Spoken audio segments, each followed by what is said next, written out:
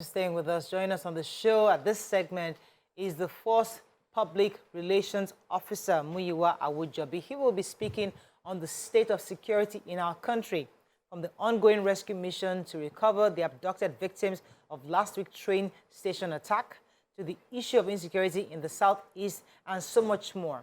Welcome, sir. Good morning, Force PRO Muyiwa Adejobi. Are you there, sir? Force PRO, are you there? Good morning. My name is Yes, good morning. My name is Muyiwa Adejobi, not Adejobi, please. Okay, Adejobi, I do apologize. That's what we had on the screen. Morning. Okay, let me check. All right, thank you for joining us. So, Nigerians are obviously very happy for two key things. First, the rescue of the train victims. This was one of the good news we got. And the fact that the trial of the young lady, Bolanle Rahim, was killed on Christmas Day has started. So we're seeing progress of some sort. But could you give us a bit of an insight to, let's start with the one in Lagos, the Bolanle Rahim's story, for example. The trial has started. We're happy about that. But what does victory mean? What does prosecution look like? Because Nigerians always wonder that once the trial starts, we don't really see the end. What's the end expectation of Nigerians when it happens? What are the various stages do we expect to see if indeed this man or this team are found guilty of this woman's murder? You don't expect me to speak to that for now because the case is in court and Lagos State government is leading the prosecution. So let us leave the case for court to decide whatever it is.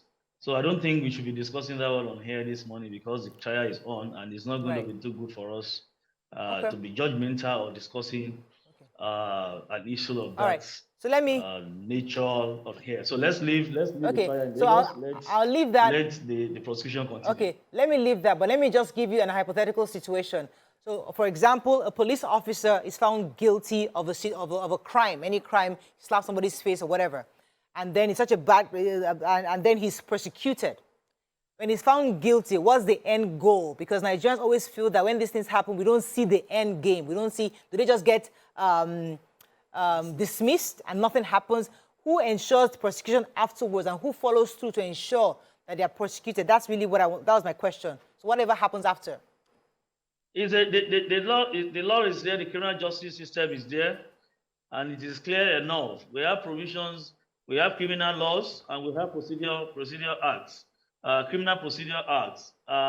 We have Evidence Act. We have some of these laws that will guide procedure into prosecution. When a criminal case is committed, if it's serving personnel, not only the police, it affects all security operatives. Once they are serving the land, you can't arraign them except either they are dismissed or they are suspended so that they will be exposed to judicial or legal actions. So the process is there. Once an offense is committed, we have procedure to follow. And of course, prosecution either to be led by the government of that state or federal government, as the case may be, or to be led by the police. So somebody must lead the prosecution team in that case. And for, of course, civilians too, the same things are applicable to them. That if an offense has been committed, that person still remains a suspect until the court decides on that case. That's why we always either we call them suspect or we call them accused. So the procedure is there and the procedure must be followed. Whatever it is, the procedure must be followed. Okay, sir, I want to take you to the southeast and especially towards the election. We've had several attacks on INEC offices. We've even had INEC say that the only threat to the election is the insecurity challenges. Even though the last attack that took place on the 15th of January in Enugu didn't affect any or compromise any of the INEC sensitive materials, the point is, sadly, a policeman lost his life and the security post was raised. What exactly is the police doing between now and the next few weeks countdown towards the presidential election and the gubernatorial election to secure the lives of the police officers and electorates, as well as all those that will be working with INEC to secure the election? Like I always say, an election is not a day thing, it's a process. We have pre-election period, election period, and post-election period. And I'm sure you know that the police has been on top of the game since the beginning of this electioneering process, starting from party registration, congresses, primaries, and the like. So up to now, we are still on. We are doing what we should. And I'm glad, you know, that the attack on the INEC office in Enugu, our men were on duty. And unfortunately, we lost one of them, and the second one is seriously injured. They will always, not state actors, these criminal elements will always want to make attempts to run down the system, to attack us and test our ability. But we were able to give them a very good fight, despite the fact that the men on ground were not a large number as those that actually came to attack that facility, because they always move in large numbers. So we gave them, we repelled them, and that's why they were unable to have direct access to that facility. They were able to just touch that security post and run away. So we will always put in our efforts to make sure we continue to decimate the activities of these elements. They always want to come out and test our ability. They always want to come out and create fears, panic in the land, so that they will paint the picture as if Nigeria is not safe for us to have our elections. But we are still saying and reiterating now that we are good to go for 2023 general elections. We have done what we should do. We have done deployment to that effect. We have our operational order. We have incorporated all relevant and concerned security agencies, the military, and all the federal government agencies who are members of ICES. ICES is Interagency Consultative Committee on Election Security. And let me quickly repeat again that those quasi-unit security outfits from various states and local government and communities are not going to be part of election security management in 2023 general elections. So let me quickly remind them again. So we are working with all these agencies. We have done our deployment to all INEC facilities. We have made arrangements for proper movement of materials when necessary. Don't forget, we have to provide security for INEC officials, including the core members that will be used. We have to protect the observers, either domestic observers or international observers. We have to protect, including journalists. Some of you that will be going out to monitor elections, we have to protect you. So we have a lot to do, and we have taken care of all these deployments, all these assignments we have ahead of us. So with what we have on ground and with the present procurement of some state-of-the-art equipment, armor personnel carrier, drones, water cannon, tear gas, body armor, ballistic helmet for our men to secure them and secure others. I think we are good to go with the level we have. The intelligence community is ready. The operational outfit of all agencies, we are ready to go. So we are good to go, and we don't want Nigerians to be in fears. We don't want them to panic. It's just the test from these non-state actors to create fears in the land. But we want to assure them, when we get to the bridge, we shall cross the bridge. Okay, go ahead. But since we're discussing policing in Nigeria, aside the elections, there are still issues happening. Just last week, we took a human interest story in the front page where a man in Enugu, a farmer in Ekiti, had his farm completely razed down by cattle. Herders moved their cattle there and fed the entire cassava there to 30 hectares. To over 30 hectares of cassava farmland to cows. So what exactly would the police say they would do in such a situation? Because we understand that that area is covered by Amotekun, but how do you partner Amotekun to help such a person? Because a crime has been committed. What exactly can you say the police should do? Should he come? And if he comes, how far can you go to get justice for him? Well, when you have some cases like that, the first thing for us is to incident all cases, which means you have to report all cases for many reasons. One, for us to know the present trends of or dimensions of crimes in the land, and secondly, for police to do proper investigation. Don't forget, arson is a criminal offense. In fact, it's a capital offense that attracts capital punishment. So if they have suspects or people have been arrested, the best thing for them is to report to the police, and police to take charge immediately and do the needful. It is, let me correct the impression, it is Amotekun that will assist the police. It's not that the police that will assist Amotekun. And I expect Amotekun or any security outfit being created by state government or local government to assist the police, to always involve the police in their operations.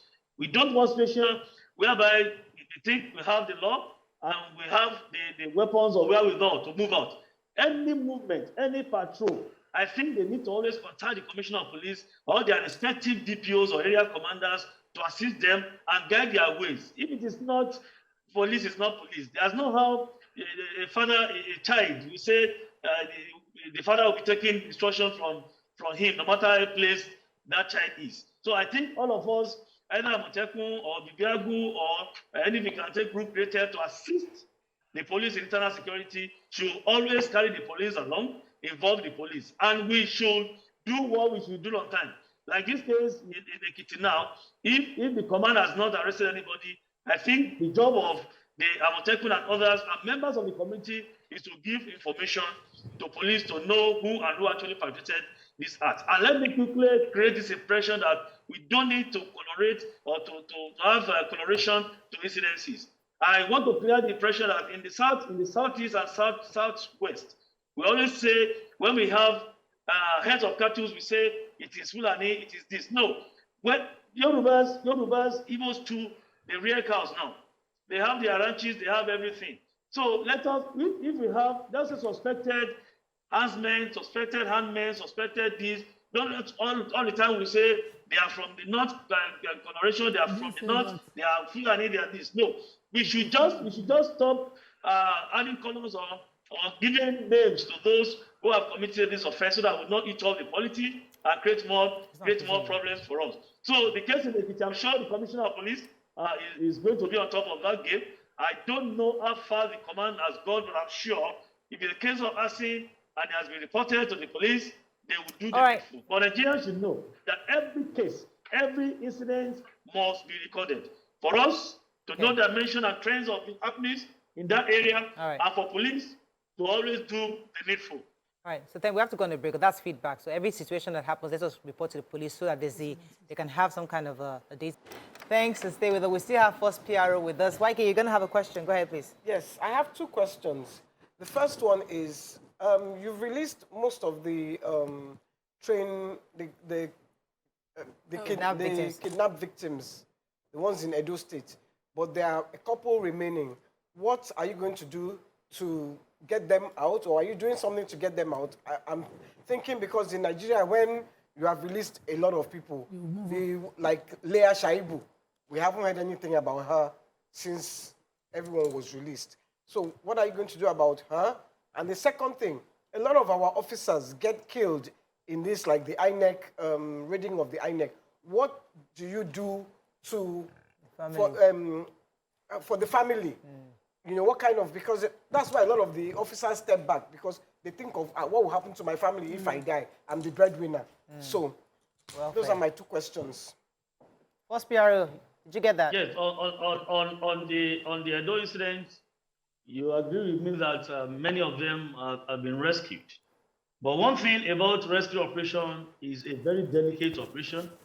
If at all you want to be to record a success, you must tread gently and carry out the operation strategically.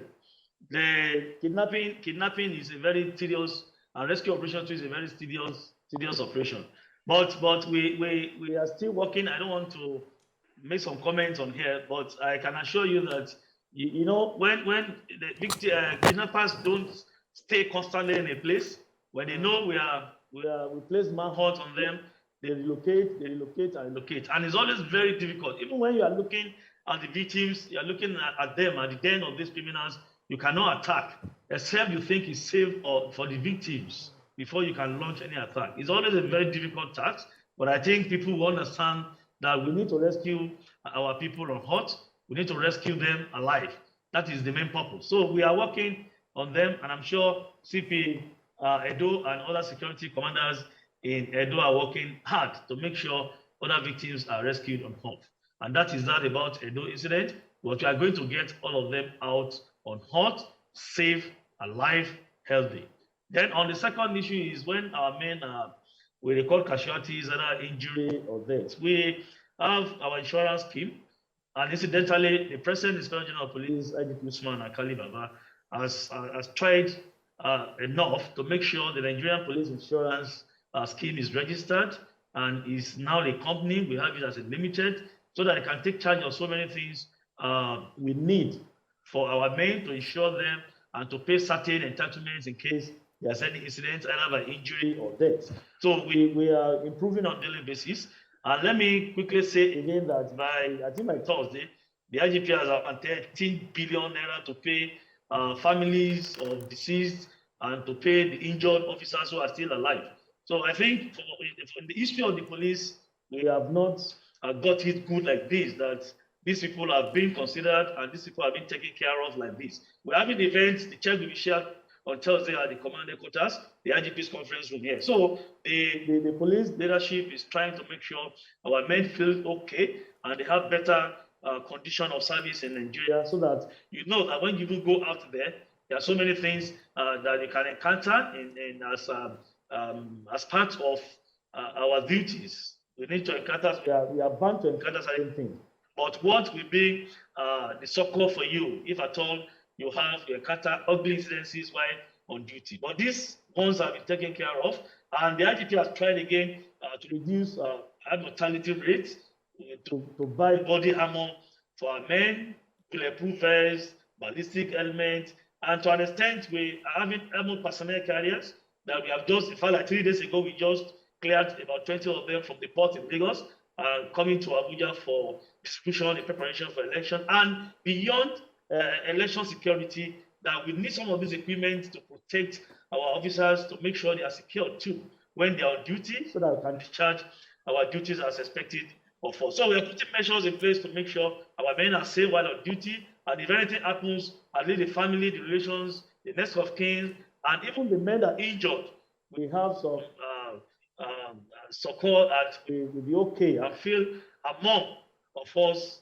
a fit sense of belonging, that they are part of us and they are part of police family on regular basis. Yeah, first, Piero, so there's always this perception that our VIPs have more police assigned to them. Even in fact, now the elections are coming, many have requested for extra security measures. Some have gotten bulletproof cars. Some have even requested for more security personnel. Do we have enough personnel, police officers, to go around? Yes, we know we don't have generally, but what are you doing on recruitment? And why does it look as if more VIPs get more of our police than the people? We cannot have enough men, even if as we are recruiting 10,000 per annum in the next 1 year or the next 10, 15 years, we'll still need more because we expand on regular basis. Demographically, geographically, we are expanding as a nation. So we always request for more men. But by and large, let me quickly clarify this. People have been engaging me on social media that why do we have some of our men with certain individuals? The law of the land has mandated the police to provide security for certain people. Whether we have men, we don't have men, whether we like it or not. And these men are ordinarily, statutorily entitled to have men that will be with them. Even up to a local government chairman. The law says a local government chairman must have at least one orderly with him. So just consider the number of men we are giving out to certain individuals. And then we have certain VIPs that we must protect them because they are vulnerable to attacks. They are vulnerable. Even if these people are not protected, they are attacked. People will still abuse the police. People who attack us are, why have we not provided security for this man? Because we know he's somebody in our society. But by and large, most of the people that you see policemen with them must have applied. And as I speak with you, come and see the number of applications again. Because we are into elections period, we are planning to have our elections. Come and see the large number of applications coming on daily basis. But we cannot give men to individuals. Rather, we are thinking of how to strengthen and fortify the community, our society itself, not to fortify an individual. But I think we fortify our society, our communities, we will have it better that an individual we don't even need to run up and down from pillar to post to say, I want them with me. So this is an issue that now the IGP has given instructions to commanders of our tactical operations, PMF, SPU, CTU, and all departments across board to know what to do and spend these individuals that are having services of our men. As I speak with you, the IGP has ordered the training of 79 PMF commanders The training is ongoing at our mobile college these in Law applicants pay? State for them Do these to applicants know pay? how. These Pardon? applicants, do they pay? Do they pay for police protection? Yes, there's a new project now approved by the federal government.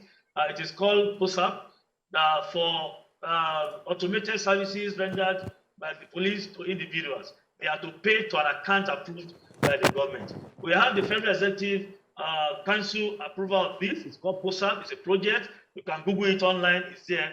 These people are to pay a certain amount of money for services rendered into this account. They don't pay directly to the police. They don't pay directly to the IG. They don't pay directly to police account. They don't pay directly to individuals or commanders. No. This project is found. It's called POSAP.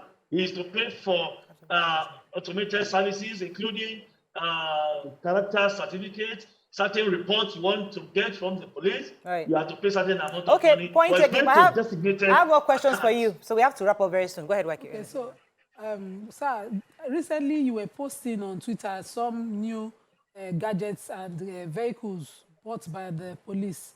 You know, some UAVs, APCs that were acquired by the police. Tell us more about it and how this deployment how this will improve policing. Yes, when the IGP came on board last year, he had and he announced 3 major areas, agenda to work on: robust intelligence-led policing, ICT-based policing, and robust community policing partnership. So one of it is to have intelligence-led policing. Some of these equipments were actually procured to boost our intelligence ideas, intelligence platform. Some of the drones you see that I posted, and some of the AUVs, that is UAVs, unmanned area vehicles that we have procured for surveillance. Each of them is having a capacity of covering more than 10 kilometers radius, so that anywhere the drone is, we can see as far as 10 kilometers radius to gather intelligence for us. And every one of them is connected to our command and control center here in Abuja. We call it C4I Command and Control Center, where Nigeria as a nation has been placed on a map. Every local government, every community in Nigeria is being seen and monitored on this platform at the first headquarters here. And there are some UAVs procured that have capacity of going in as far as into desert areas and have capacity of firing shots. And apart from that, the armored personnel carrier, like I said earlier on, the work they do anyway. The men who are in armored personnel carriers are protected while they can still launch attack. So some of these equipment are being procured by the Inspector General of Police to make sure that we fortify our system and we have better service delivery across the country from Nigerian Police Force. All right. So let me just ask last question. There are several times that you've said it that we should always report. If it is not reported, you cannot work on it. But a lot of Nigerians don't feel comfortable walking into the police station. It's like you never walk in and walk out the same way. You will drop something or something thereabout. So people feel more comfortable posting online. Crimes take place, they will take a picture of the crime and post it and detail what happened. Is the Nigerian police force now collating such evidence from social media space to verify? Number one, can I report an erring police officer through social media anonymously? Thank you. Well, let me start from reporting officers. See, what I've been trying to tell them on social media is, most times on social media, there are so many things that are fabricated issues, fabricated or distorted facts that you don't expect me to just lift directly and start acting on them. It's good for us at this level, if you are reporting a case at the first headquarters, to always have a document.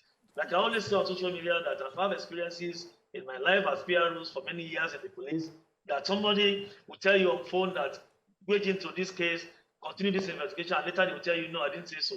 There are certain cases that political matters, sensitive matters, you can't tell me on my handle that I should take up such a case. No. I always tell them, and if you follow me on Twitter, you see that I share the official email address of the police to them. And those that have been sending mails to this box we have been attending to them. Send something for me to print out black and white. Yeah. For IGP to act on and direct somebody to say, okay, I'm the complainant in this case. I have a case against so person and so person, right. and I've sent a letter or whatever you send to us in our mail, we print them out and forward to the office. They're always afraid now. For necessary email action. now. Email is at least Email is email safer. is, yeah. All right, I think we have to wrap up with you. But there's a question I've always asked most police when they come. I always, and year on after year, and it's still question. Nobody has been able to give me. However, some of those complaints against police actions, we can easily handle those ones on social media, police brutality, extortion.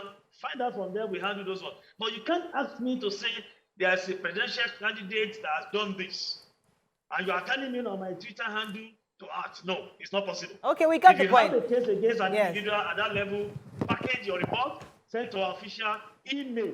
And I've shared the email to them. I've shared so many platforms to them. We will print out and give to the Inspector of Police to act. And we have done so. We receive complaints, more than 100 complaints on a daily basis. And we are not tired. So they can as well do same if they have any case that they want us. First, PRO, we hear that your boss will be retiring very soon. Do we hope to see a female IG soon? And secondly, can we consider this uniform thing we've always talked about for years? This the blue and black is finer than this black and black. Kindly help us push it around that. We need the blue and... Sorry? Okay. I didn't get that word. I said, are we getting especially a female IG soon? Because we hear that our current IG will be retiring very soon. I think this month or next month. Read in the papers. And secondly, the issue of the uniform. I think I raised it with you before. The blue and black looks really nicer. You guys look nicer with the blue and black. This black and black doesn't really look nice. Can you guys consider it again? Out of love. Out of love for you. We want to love you. I got the first part of your question. Whether retirement or no retirement, well, the IGP is on appointment, so I think the police council will decide on that, whatever they want to do. Okay. So police council is on appointment, not just like me, that I have certain years and I think I can just be moving. So anything appointment like that at that level, I think the federal government and police council can decide on that as and when due. But the second part of your question, I didn't get that one well. Don't worry, I'll relate another day. The blue uniform. Oh. We have to let it go. Let me let you go. Thank you. Let me let you go this time. Thank you so much. I think one thing I got from this conversation is the fact that, especially concerning the VIPs, it's according to law. So the law empowers people to actually request. So when we just say that's giving VIP, it's the VIPs that are requested. That's what the law does not empower us to request. The law compels them to attach. Compels the police to attach the personnel. Security detail to set. So for a judge, for instance, a magistrate, one officer is attached to them, but the one we are applying. So now, therefore, what I was saying, that's another one. But what I was driving at is that our problem in this country really are the laws we have. The lawmaker, because we all focus on presidency, governorship, but the real guys we should be worried about are those guys at the National Assembly and the House of Assembly. They're the ones that empower and cause cost of governance to increase, because the more money we're spending, because all these people that are applying, and it's more personnel. The personnel are going to, so they're the ones that need to review the laws. That's what's going to fix this. It's the offices that they are still the same politicians that we rally against now. I'm just telling you, where Nigerians understand, must pay attention to the lawmakers. Those who you're putting into the office of the National Assembly. We pay attention, and we are always talking about them here. Don't we talk about it? Yes, it's we presidency. On this show we do. It's not about them. So I was giving feedback to Nigerians to understand the importance of not just focusing on the presidency and governorship, but to also focus on the lawmakers. Why do you need police? Nobody will attack you. All right, we're happy with you.